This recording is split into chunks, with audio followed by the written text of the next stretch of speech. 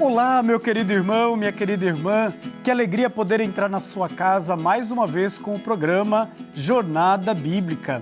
Aqui, juntos queremos conhecer ainda mais a Palavra de Deus, que somos chamados a anunciar. Mas no início do nosso programa, quero fazer um convite a você. Não deixe de visitar as nossas redes sociais. Entre lá na nossa página, a página da TV Aparecida no YouTube, e pesquisando através da hashtag Jornada Bíblica, você poderá rever um dos nossos programas.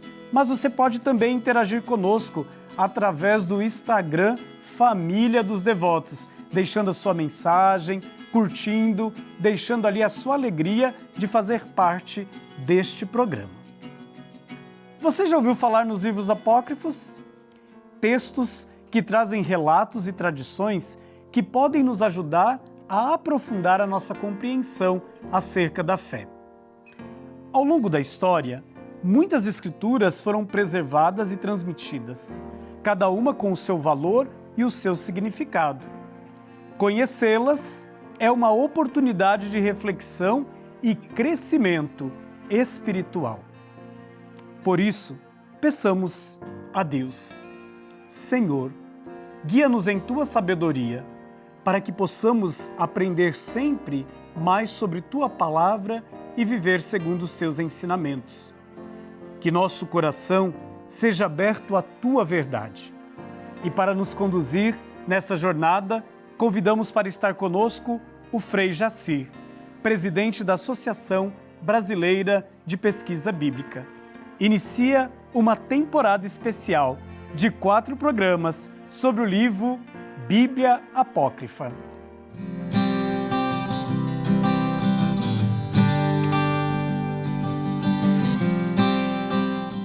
Olá, muito prazer em encontrar você novamente nessa nossa jornada bíblica, tratando sobre a literatura apócrifa. Eu sou Frei Jacir, mestre em Ciências Bíblicas e doutor em Teologia Bíblica, com doutorado na literatura apócrifa. O que significa literatura apócrifa? São aqueles textos que não entraram na Bíblia canônica, isto é, não se tornaram oficiais, e que podem ser chamados também de Bíblia apócrifa. Então eu produzi essa Bíblia apócrifa, que estou lançando recentemente, e que reúne 67 textos traduzidos do Novo Testamento ou do Segundo Testamento, sobre a história da infância de Jesus, sobre Maria, sobre José, sobre Pilatos, cartas, Atos e Apocalipse. Então, no episódio de hoje, nós vamos tratar sobre a figura de José na história do cristianismo e nessa literatura, e também a figura de Pilatos. Você conhece a história de Pilatos? Como ele morreu? Nos textos canônicos nós vamos ter de Pilatos que ele lava suas mãos diante de Jesus, da morte e crucifixão de Jesus. Mas quer saber mais sobre Pilatos? Então não sai daí que você poderá compreender um pouco mais essa história. Mas vamos lá, São José é o patrono da igreja, né? São José é uma figura importantíssima. Aqui no Brasil nós temos muita devoção com São José, no dia 19 de março, que é o seu dia, José que significa acréscimo, José que foi esposo de Maria, e São José que se tornou uma pessoa de muita referência na história do cristianismo, né? Então ele era um trabalhador, um educador, um bom pai que corrige e chama a atenção do menino Jesus, o qual, diferentemente nos evangelhos canônicos, teve infância como as outras crianças em seu tempo. Então José assume na literatura apócrifa a paternidade terrena, refletindo inclusive, eu diria, na relação com Deus Pai. Então nós temos um apócrifo que se chama A História de José, o Carpinteiro. Ele é de um autor desconhecido, possivelmente do ano 380, redação original no grego, foi feita no Egito e teria sido traduzido para o copta, a língua do Antigo Egito. E também há várias versões desses textos em árabe e latim. Então, José é o pai adotivo de Jesus, é contado por Jesus aos apóstolos. Então, esse texto da história de José o Carpinteiro vai ser muito importante, porque o que se diz é o seguinte: Primeiro, acho que um ponto nós não podemos deixar de ressaltar. Século IV, terceiro, quarto, a igreja tinha definido o papel da presença de Jesus na história. Ele era Deus, ele era filho de Deus, ele era humano, ele era divino. Então, a comunidade cristã vai pedir a Roma que dê uma palavra também sobre São José e sobre Maria. Então, a relação de José não fica fora da relação com a Maria. Então, aqui é interessante que a comunidade, para ajudar a igreja a definir a importância na história do cristianismo para a pessoa de São José, vai criar uma literatura, segundo a tradição oral desse tempo, né, dizendo o seguinte, que Jesus estaria no Monte das Oliveiras, reunidos com a comunidade dos discípulos. Então ele fala o seguinte, eu vou contar para vocês como era a história do meu pai José, né? Então foi tentativa de dar uma resposta ao grupo dos cristãos que não acreditavam na virgindade de Maria, isso é um detalhe importante, porque na literatura apócrifa Maria é virgem durante e depois do parto. A figura de José vai entrar nessa história como sendo um homem sábio, né, já idoso, que vai acolher Maria. Maria que esteve consagrada no templo, durante até os 12 anos, e depois ela é entregue a José para que cuidasse dela, e ela vai ficar grávida então pelo Espírito Santo. Então, quando José recebe Maria, ele já era um homem idoso, viúvo, 1 ano de viuvez de uma primeira mulher, tinha seus 4 filhos, 4 homens e 2 mulheres, o nome deles Judas, Josetos, Tiago, Simão, e as filhas Lísia e Lídia. Então ele deixou, interessante, o Tiago aqui era o menor, esse Tiago que vai ter uma referência muito forte com a presença de Jesus na infância. Tem até um apócrifo da infância que vai contar que Tiago foi mordido de cobra e Jesus expulsou o veneno do pé do Tiago, seu irmão. Então ela viveu no tempo, vai contar a história, e Jesus vai dizer, enquanto meu pai José permanecia em sua viuvez, minha mãe de sua parte, dotada de belas qualidades e bendita entre as mulheres, vivia no templo, servindo a Deus em toda a santidade. E aí, aquilo que eu já falei, ela viveu lá então, que eles se casam, né? O casamento era feito em 3 etapas, dessas 3 etapas, namoro, noivado e núpcias. Então José e Maria eles já não terão mais fazer a primeira parte do namoro, porque Maria foi dada a José em casamento. O noivado, sim. Então é quando Maria aparece virgem, então aparece com gravidez, e há toda aquela confusão que nós conhecemos também que aparece no Evangelho canônico. Então Maria completou 12 anos, eu, Jesus, vossa vida, vim habitar por minha própria vontade. Quando estava grávida de 3 meses, o piedoso José voltou de suas orações. Ao encontrar minha mãe grávida, abalada e cheia de espanto, pensou em abandoná-la secretamente. Sentiu-se tão desgostoso que não quis comer nem beber naquele dia.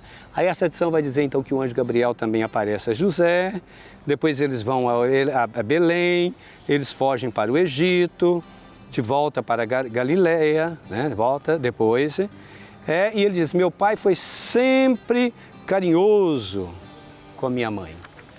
Muito interessante isso. Então, aí vai contar isso aqui também, que é interessante, quando José está idoso, está para morrer, já tinha 111 anos, Maria estava aos pés de São José e Jesus ali já com 18 anos estava junto de São José.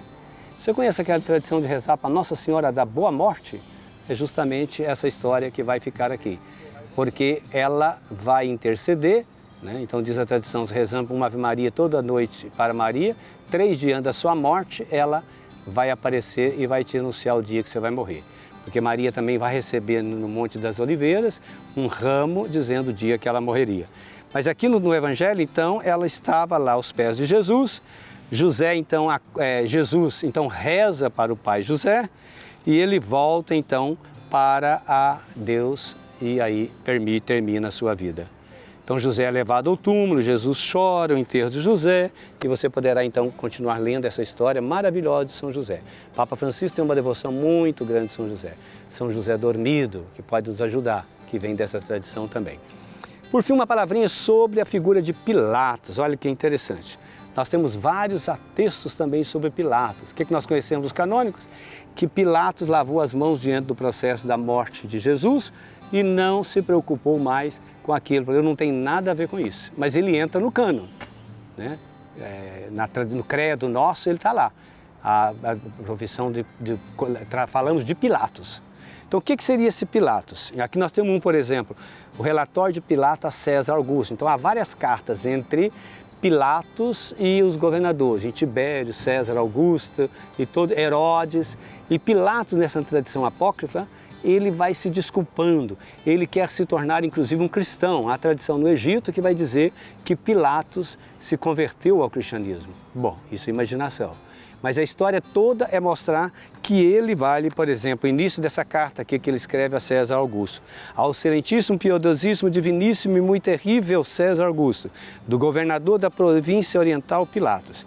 Excelência, o relatório que lhe falei procede do fato de sentir-me coibido pelo temor e pelo tremor, pois já sabeis que nessa província que governa, única entre as cidades, quanto ao nome de Jerusalém, o povo judeu em massa entregou-me um homem chamado Jesus, acusando de muitos crimes que eles mesmos não foram capazes de comprovar. Então ele vai escrevendo várias cartas tentando provar a inocência dele diante dos governadores de Roma. Interessante, aqui tem a história também que ele vai diante do governador vestido com as roupas da crucifixão de Jesus. A tradição da Verônica, que vem desses textos aqui, porque ele manda, o Herodes fica sabendo que em Jerusalém tinha um homem que curava, e Herodes estava doente, aliás a morte deles conta também que foram terríveis. Então ele fala, mas esse foi morto por causa de Pilatos. Então Pilatos vai se desculpar, vai procurar justificar essa tradição. Inclusive na tradição, como eu já falei, no Egito, Pilatos vai ser considerado inclusive santo, né? Mas a história de Pilatos também, aqui por exemplo, tem a carta dele de Tibério, contando todo como é que foi a crucifixão. E que Pilatos também morreu, ele se suicidou, digo essa tradição, com uma facada no seu próprio corpo. Certo dia o imperador saiu de casa para a caçada. Quando ia a perseguição a uma gazela, esse parou juntamente à frente, à boca da caverna onde estava Pilatos. Já próximo da execução, Pilatos tentou fixar seus olhos em César, mas não conseguiu, porque a gazela postou-se na frente. César então disparou uma flecha visando o animal, mas o projeto atravessou a entrada da caverna e matou Pilatos. Essa é uma tradição, mas tem outras aqui também. Então você quer saber mais? Leia a tradição de Pilatos aqui, na Bíblia Apócrifa.